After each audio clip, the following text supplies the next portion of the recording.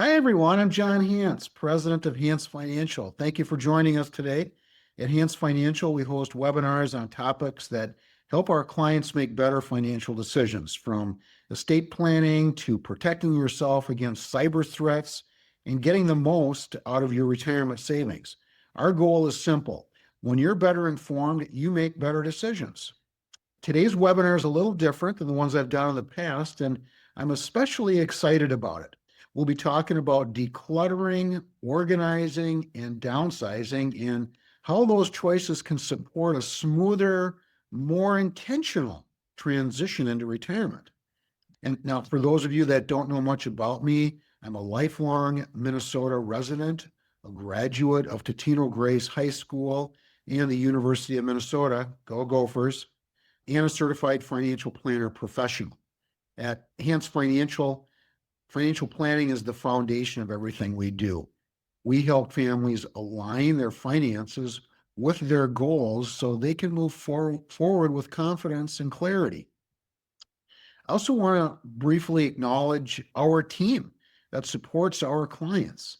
MyC, that's MYXEE, Ying Safer, oversees client service and operations. And Evan Kay, our relationship manager, works closely with our clients throughout the financial planning process.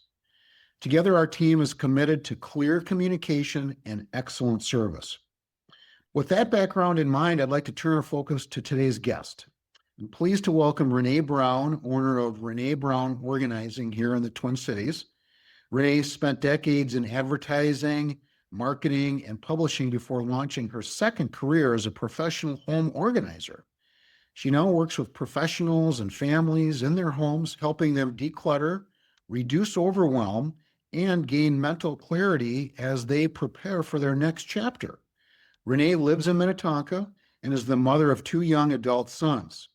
Renee, thank you for being here. And to get us started, can you introduce yourself and share what inspired you to specialize in decluttering and home organization? Absolutely. First of all, I'll say I am an Iowa Hawkeye, so go Hawkeyes, John. Thanks for having me. I appreciate it. This is my favorite thing to talk about, is organizing. Yes, as John said, I had a long career in PR and all those things, and I'd always wanted to be a professional home organizer, but then I was a single mom for a number of years, and I just couldn't swing it. So when I got laid off from a marketing role, I said, it's now or never. This is my dream, and I'm going to chase it, and I absolutely love it. I love that. So you're living a life of intentionality as well. Absolutely. Yes. What types of clients do you most often work with, and what unique challenges do you see in the pre-retiree or empty nester stage of life? Yes, I work with a lot of different clients in different stages, but I am noticing I'm getting more and more calls from people who are about to retire.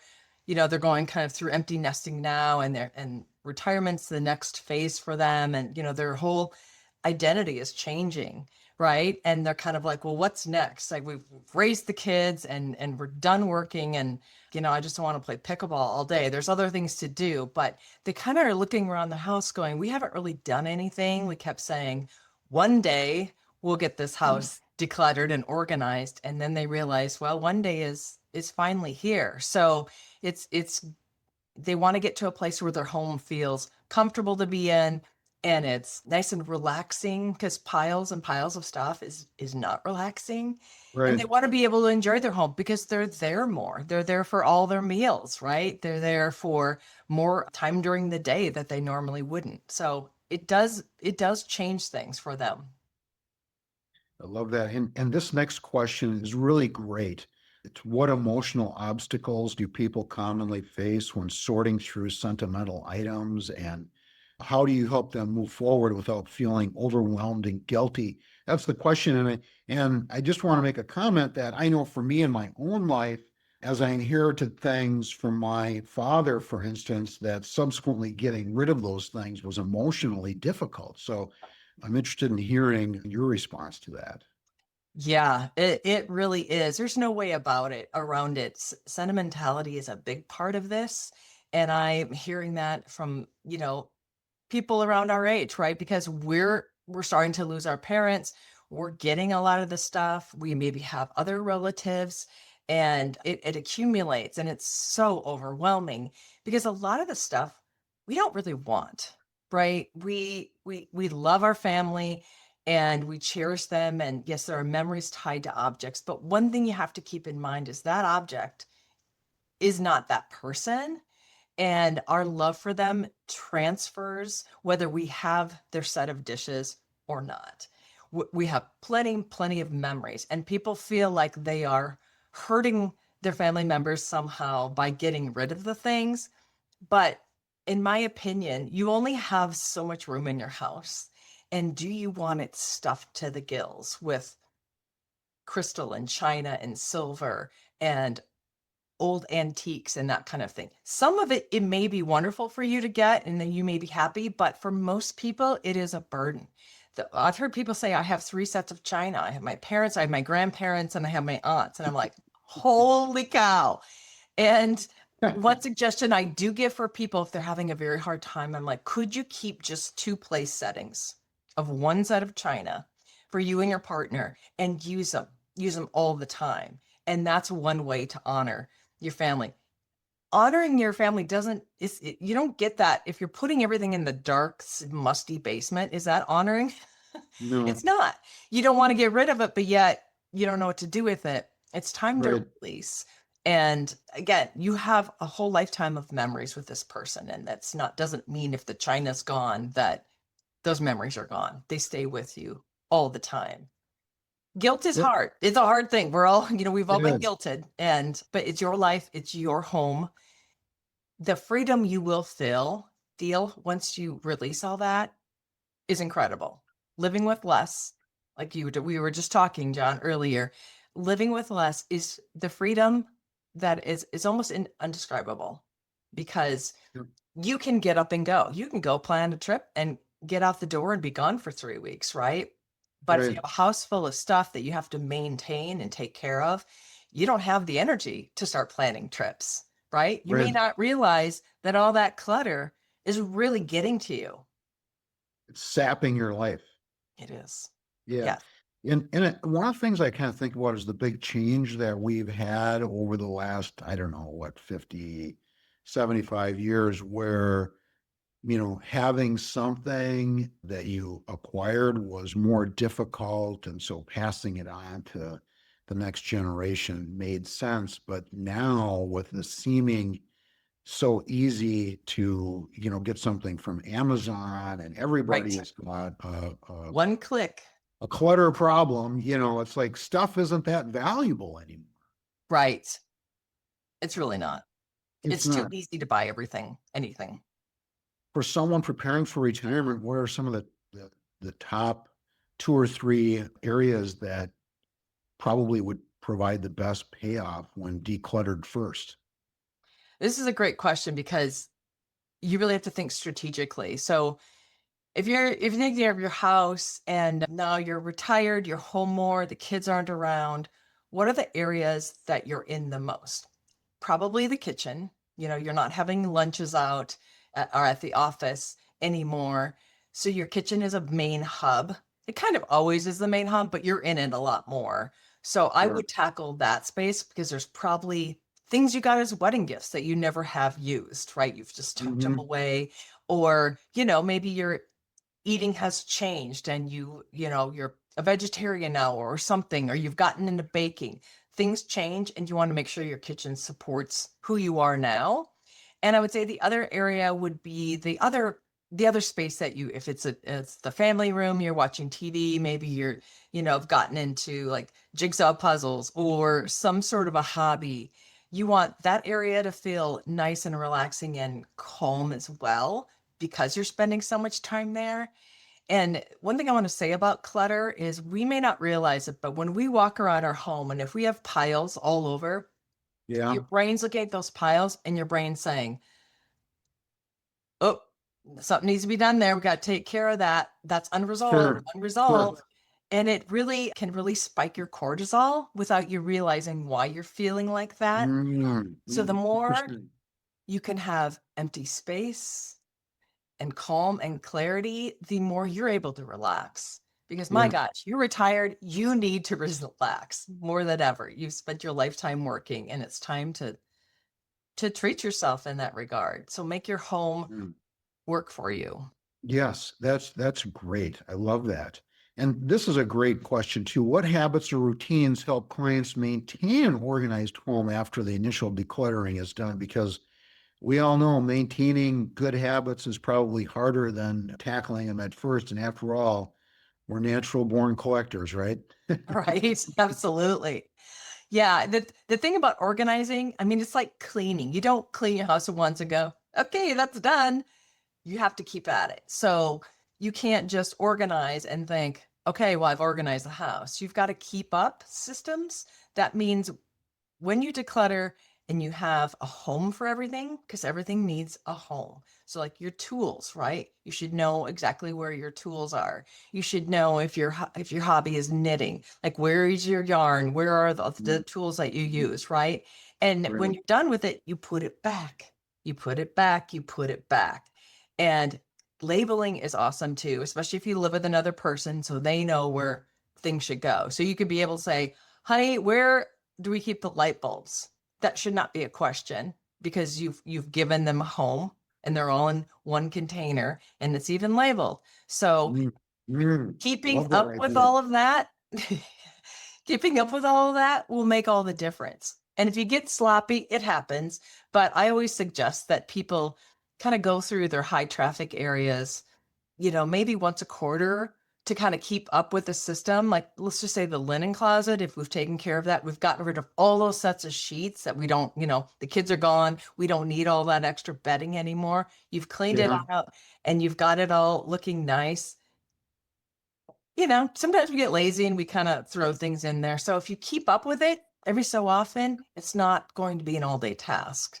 So that's the other sure. part, is keeping up. Very good. I love that.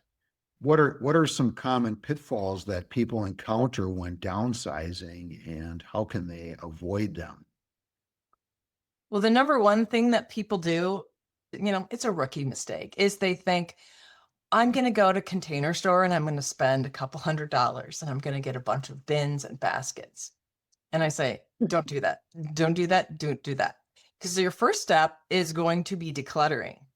Otherwise, you get those bright new shiny bins and you're just transferring your stuff without the intentionality of what's going to go in this bin.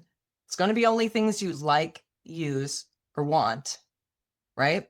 And once you've decluttered, then you can be more mindful in what you're putting. You should always put your like items with your like items. So your holiday decorations go in bins, right? That are all together, right? Don't mix Sure. up things. I mean, I've seen all kinds of things be in with some Christmas decorations, and then there's like tax forms, and because people just literally dump things, and you can't That's find true. them.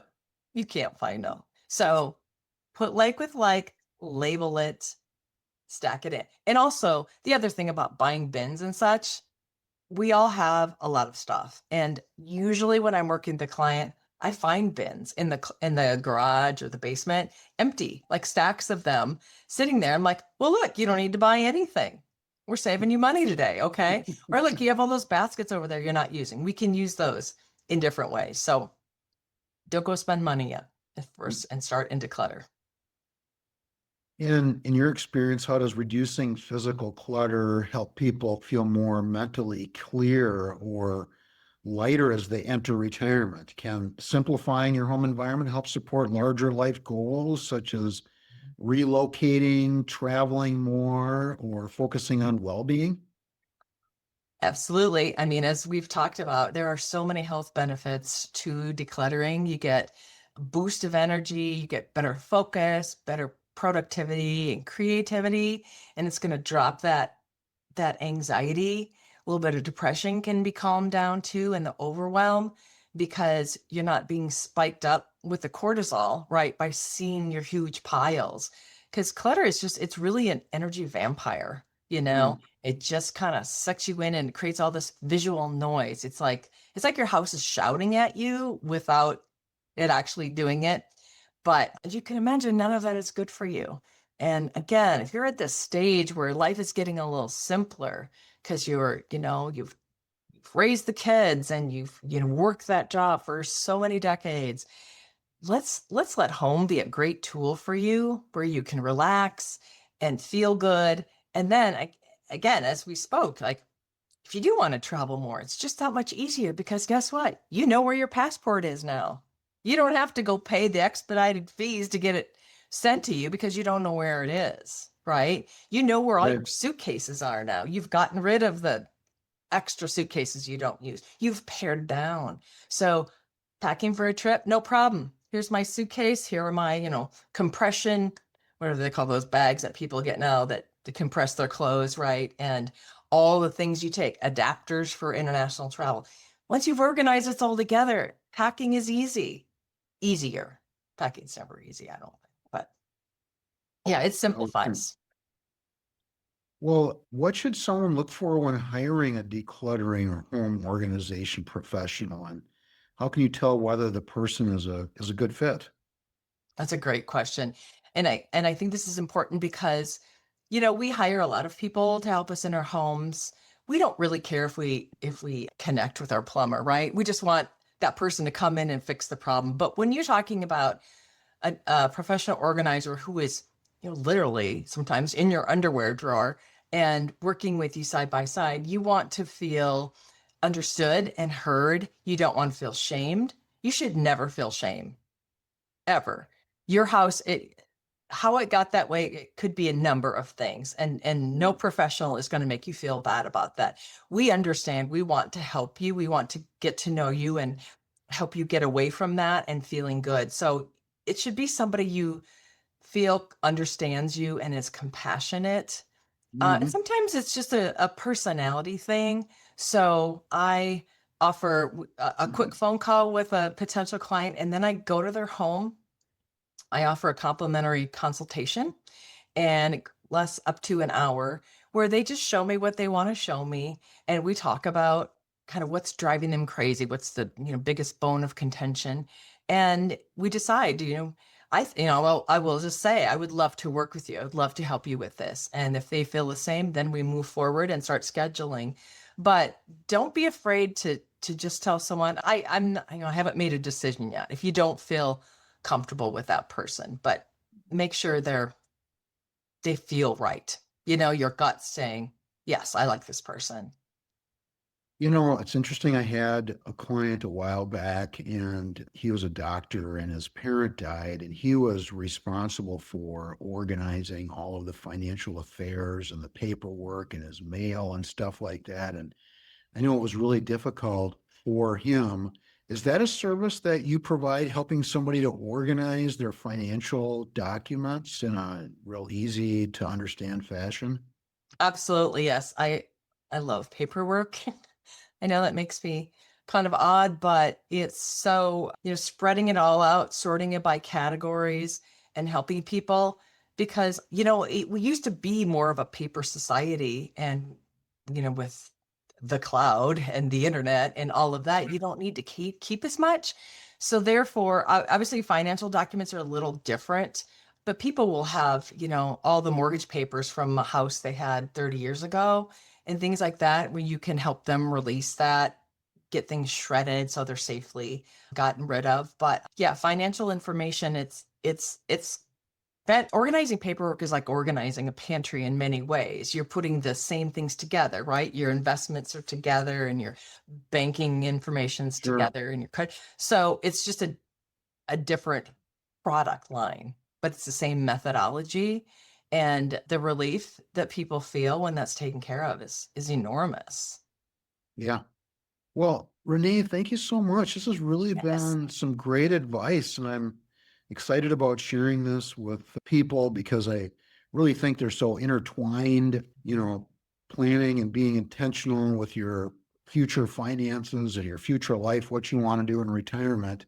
I think has a lot to do with getting organized, and organizing your house is certainly one of them. So I took some notes. I love some of the things that you suggest in there.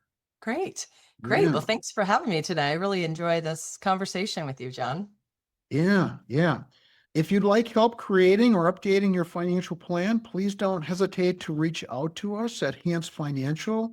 And if home organization is some support that you'd find helpful, I'd love to get you connected with Renee. I believe at the end of this webinar, we're going to have some information how you would go about reaching her. I think it would be really beneficial as you move into the next chapter of your life.